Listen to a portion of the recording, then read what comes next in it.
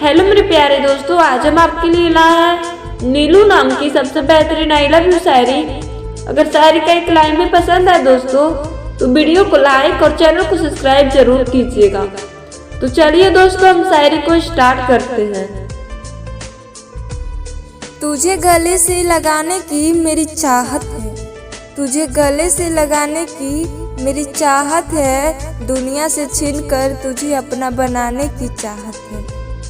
जब भी खड़ा हूँ मैं आईने के सामने, जब भी खड़ा हूँ मैं आईने के सामने, तो वहाँ बस मुझे अपने आप को नहीं, बस तुझे देखने की चाहत है।